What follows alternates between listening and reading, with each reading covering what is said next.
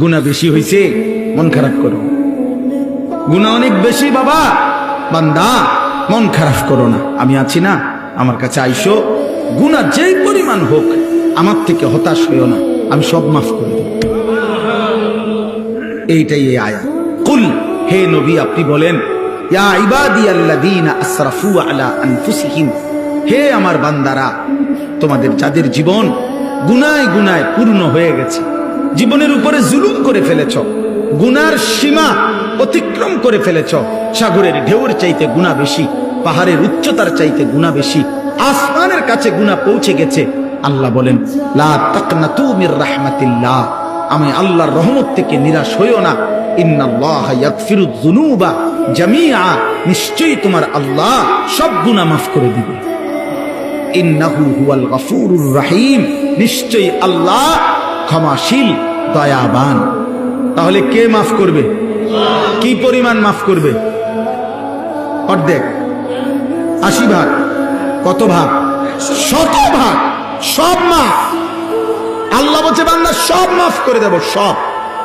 কারো কাছে যাইও না, আমার কাছে আসো। এখন শর্ত হইল, প্রশ্ন হইল, মালিক কি করতে হবে আমাকে? যদি মাফ নিতে হয় আমার করণীয় কি? তো আল্লাহ বলেন 3টা কাজ। কয়টা? 1, ওয়া আনিবু ইলা রাব্বিকুম, তোমরা তোমাদের রব আল্লাহর নিকটে তওবা করো।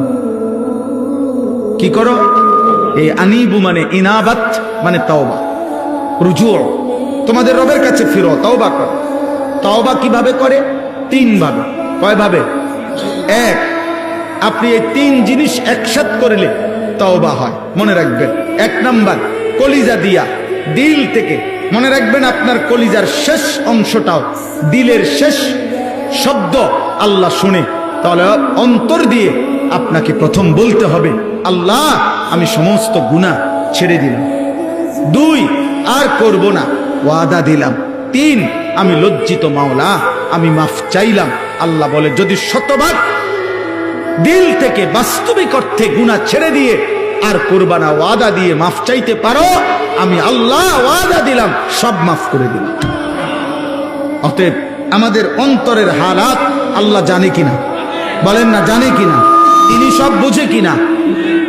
এই জন্য খামখেয়ালি করলে তো আমরা বিড়ি খাইতে খাইতে আস্তাগফিরুল্লাহ আস্তাগফিরুল্লাহ, কি তো কি শুরু হইলো দেশটার মধ্যে? না, কিতা শুরু হয়েছে? বিড়ি খানা শুরু হয়েছে। বুঝছেন না কি শুরু হয়েছে? চা দোকানের টেলিভিশনের দিকে তাকায় তাকায় কয় আস্তাগফিরুল্লাহ, দেশটার মধ্যে কি ফিডাফিডি চলছে, এটা নিয়ে আস্তাগফিরুল্লাহ।